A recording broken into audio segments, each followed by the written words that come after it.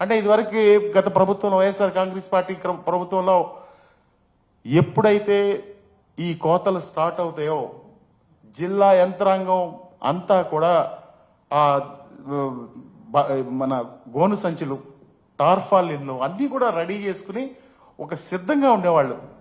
కానీ ఈరోజు మీ ధాన్యం తడిచిపోయింది అంటే ఇతర జిల్లా మిల్లులు కూడా ఇదంతా కూడా ఒక మాఫియాగా అవుతా ఉంది. ఇతర జిల్లా మిల్లులు వాళ్ళు కూడా వచ్చి ఇక్కడికి వచ్చి 1200 కొంటాం 1300 కొంటాం అని చెప్తా ఉన్నారు. అంటే దీని వెనకాల ఎంత మాఫియా దాగుందో ఒకసారి మనందరం కూడా మీ ద్వారా నేను అడుగుతా ఉన్నాను. మీరు కూడా ఒకసారి ఆలోచన చేయవలసిందిగా మనవి చేస్తా ఉన్నాం. ప్రతి గ్రామంలో కూడా ఈరోజు ఇబ్బందులు పడతా ఉన్నారు. రైతు భరోసా కేంద్రాలు నిర్వీర్యం అయిపోయినాయి. రైస్ మిల్లర్ దగ్గరికి వెళ్తే సమాధానం చెప్పే పరిస్థితి లేదు. ఈ రోజు ధాన్యం తీసుకెళ్తే 2 రోజులు 3 రోజులు అన్లోడ్ అవ్వట్లేదు, బిజీగా ఉందని ఒక నెపంతో ఆ లారీ అక్కడ పెడితే ఆ లారీకి కూడా డబ్బులు ఈ కిరాయి చెల్లించాల్సింది రైతే అనే పరిస్థితి మనం ఒకసారి గుర్తు చేసుకోవాలి. అదేవిధంగా ఇక్కడి నుంచి ఈస్ట్ గోదావరి వెస్ట్ గోదావరి కృష్ణా జిల్లా నుంచి వెళ్ళాలంటే 150 250 కిలోమీటర్లు, అంటే మండపేట దాకా వెళ్ళాలంటే 250 కిలోమీటర్లు అక్కడికి వెళ్ళి అమ్ముకోమని చెప్తా ఉన్నారు. అంటే వాళ్ళకి ధర రాకపోగా పైగా ఈ ట్రాన్స్పోర్ట్ ఛార్జెస్ కూడా వీళ్ళే చెల్లించాల్సిన పరిస్థితులన్నీ కూడా కనపడతా ఉన్నాయి. ఎప్పుడు కూడా రాష్ట్రంలో రైతు క్షేమంగా ఉంటే ఈ రాష్ట్రం సుభిక్షంగా ఉంటదనేది మన పెద్దలందరూ కూడా చెబుతా ఉంటారు. మనందరం కూడా ఈ రోజు ఉన్నామంటే ఆ రైతే రాజు. ఆ రైతు వల్లే మనందరం కూడా ఈ రాష్ట్రంలో ఇంత సంతోషంగా ఉన్న విషయాన్ని మనందరం కూడా ఒకసారి గుర్తు చేసుకోవాల్సిందిగా మనవి చేస్తా ఉన్నాం. అంటే దాదాపుగా కేంద్ర ప్రభుత్వం సాధారణ రకానికి 2300, అదేవిధంగా ఏ గ్రేడు 2320 రూపాయలుగా మద్దతు ధర ప్రకటించింది. నేను వైఎస్ఆర్ కాంగ్రెస్ పార్టీ తరపు నుంచి ఈ ప్రభుత్వాన్ని, కూటమి ప్రభుత్వాన్ని, చంద్రబాబు నాయుడు గారిని, నాదెండ్ల మనోహర్ గారిని అడుగుతా ఉన్నా. నేను మీరు ఇంతవరకు ఈ రాష్ట్రంలో ఒక్క బస్తా అన్నా గానీ రైతుకు మద్దతు ధర చెల్లించి కొన్నారా? ఒక్క బస్తా కూడా ఈ రోజు వరకు ఆంధ్రప్రదేశ్లో ఏ రైతుకి కూడా మద్దతు ధర లభించలేదని చెప్పి మేము ధైర్యంగా సవాలు చేయగలం, చెప్పగలం, నిరూపించగలం. మీరు వస్తే చూపించగలం. ఎక్కడన్నా ఒక్క రైతుకి మీరు మద్దతు ధర అందజేయగలిగి ఉంటే. అదేవిధంగా అంటే ఎంత దారుణం అంటే 6 నెలలు అయింది కూటమి ప్రభుత్వం వచ్చి. చాలా మంది తెలుగుదేశం పార్టీ నాయకులు ఈ చంద్రబాబు నాయుడు గారు వస్తే ఏదో చేసేస్తారు, బంగారాలు సృష్టిస్తారు, సంపద సృష్టిస్తారు, లేకపోతే ఈ రాష్ట్రాన్ని ఏదో చేసేస్తారని చెప్పి పాపం తెలుగుదేశం తమ్ముళ్ళందరూ కూడా చాలా ఆ రోజు ఆశగా ఎదురు చూస్తే 6 నెలలకి వాళ్ళకు వచ్చిన ఫలితం ఏంటంటే సంపద, బంగారం ఎన్ని పక్కన పెట్టి, సూపర్ 6 ఇవన్నీ పక్కన పెడితే ఈ రైతులు అమ్ముకునే ధాన్యాన్ని కూడా కొనిపించలేని పరిస్థితి ఈ ప్రభుత్వం కల్పించిందంటే ఆ తెలుగుదేశం పార్టీ నాయకులు కూడా ఏమంటా ఉన్నారు ఒకసారి మనం ఆ సోదరుడు వీడియో కూడా చూద్దామని ఒకసారి మనం చేస్తా ఉన్నాం.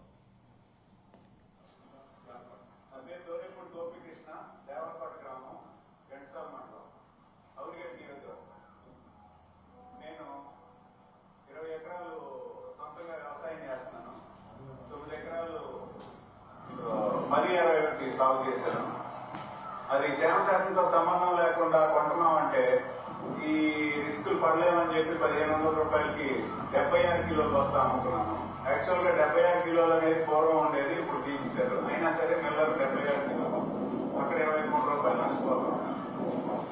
1262 వెరైటీ 10 ఎకరాలు సాగు చేశాను. అది ఇక్కడ గోరుతో బల్లాని దూరం 16 కోసి ఆగబెట్టాను 1260. అది ఇప్పుడు కొనేవాడు లేడు, సంచులు ఇవ్వట్లేదు. 1400 రూపాయలకి అయితే కొంటామని బేరగాన్ని చెప్తున్నారు. అది అమ్ముకోవడానికి ఇష్టం లేక సమస్య సాల్వ్ అయ్యేంత వరకు ఇలాగే ఉందామని అనుకుంటున్నాను. నేను పూర్వం తెలుగుదేశం పార్టీలో, ఇప్పుడు కూడా తెలుగుదేశం పార్టీ కార్యకర్తనే సానుభూతి పడింది. ఇప్పుడు ఇంతకు కలిపి చేశాను. ఈ రోజైతే తెలుగుదేశం లేదు, ఏ పార్టీ లేదు. రైతుకు అన్యాయం జరుగుతుంది. రైతు క్రితం సంవత్సరంలో మేము మద్దతు ధరకి తేమ శాతంతో తీసుకున్నాం. ఇప్పుడు అసలు తేమ శాతం అనేది ఎక్కడ రైస్ మిల్లర్ కనపడనివ్వట్లేదు. ఇది మా రైతుల తరఫున తీవ్ర నిరసన వ్యక్తం చేస్తున్నాం. స్వయంగా తెలుగుదేశం పార్టీకి సంబంధించిన నేను తెలుగుదేశం పార్టీ మద్దతు ధరనే నేను చెప్తున్నాడు. ఆయనే ఆ విధంగా చెబుతా ఉంటే ఈ గ్రామాల్లో పరిస్థితి ఏ విధంగా ఉందో ఒక్కసారి మీరందరూ మీ ద్వారా ఈ రాష్ట్ర ప్రజలందరూ కూడా కోరుకుంటా ఉన్నాను. ఒకసారి ఆలోచన చేయండి. వాళ్ళన్నీ కూడా అబద్ధాలు చెప్పి రైతు విషయంలో పట్టించుకునే పరిస్థితులు. రైతు అంటే ఎప్పుడు కూడా చంద్రబాబు నాయుడు గారికి చాలా చిన్న చూపు ఉంటుంది. అంటే ఉచిత విద్యుత్ అంటే బట్టలారేసుకుంటున్నారని ఆ రోజు అంటే మళ్ళా రైతు గురించి పట్టించుకునే పరిస్థితుల్లో ఎన్నికల ముందు చెప్పినటువంటి వాగ్దానాలు ఒక్కటి కూడా నెరవేర్చలేదు. రైతుకి ఆ రోజు రైతు భరోసా ఇస్తానని చెప్పారు. ఆ రైతు భరోసా కూడా ఇచ్చిన పరిస్థితులు లేవు.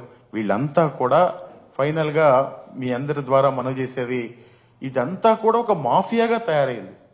రైస్ మిల్లరు మధ్యలో దళారీలు వీళ్ళందరూ కూడా ఒక మాఫియా లాగా తయారయ్యి ఈ మాఫియా ద్వారా ఈ రైస్ కొంటా ఉన్నారు. అంటే ఒక రోజు కాలంలో ఉంచితే ఒక బస్తాకు 100 రూపాయలు తగ్గిపోద్ది అనేది వీళ్ళ యొక్క ఉద్దేశం.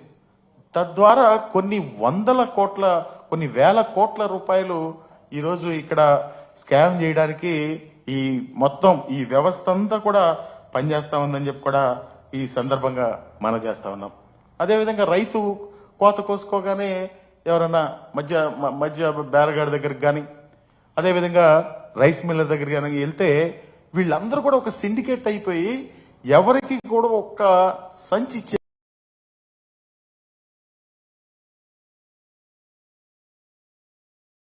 రైస్ మిల్లులో 5 కోట్ల రూపాయలు ధాన్యం సొంతగా కొని ఆ ధాన్యాన్ని 1300కు కొని ఆ రైస్ మిల్ అయినా ఇప్పుడు మద్దతు ధర ప్రభుత్వం దగ్గర నుంచి క్లెయిమ్ చేస్తున్నారు కృష్ణా జిల్లాలో. అంటే ఈ విధంగా అంటే దాదాపుగా 425 రూపాయల డిఫరెన్స్ తో ఒక రైతుని మోసం చేశారు ఒక బస్తాకి. ఈ విధంగా ఒక మాఫియాగా ఏర్పడి ఈ కృష్ణా జిల్లాలో, మన కృష్ణా జిల్లా అంటే మాకు ఎక్కువ పాడి ఉంటుంది కాబట్టి కృష్ణా జిల్లా మెన్షన్ చేస్తా ఉన్నా. ఈ రాష్ట్రంలో ప్రతి ఒక్క రైతు కూడా ఇబ్బంది పడతా ఉన్నాడని చెప్పి కూడా ఈ సందర్భంగా మనం చేస్తా ఉన్నాం. అదేవిధంగా ప్రతిదానికి కూడా పక్క జిల్లాకు తీసుకెళ్ళిపోండి. ఇదంతా కూడా ఒక మాఫియా. ఈ పక్క జిల్లా తీసుకెళ్లే సంస్కృతిలో ఈ ఎంటైర్ ప్రాసెస్ లో దీనిలో ఎన్నో లోపాలున్నాయి, ఎన్నో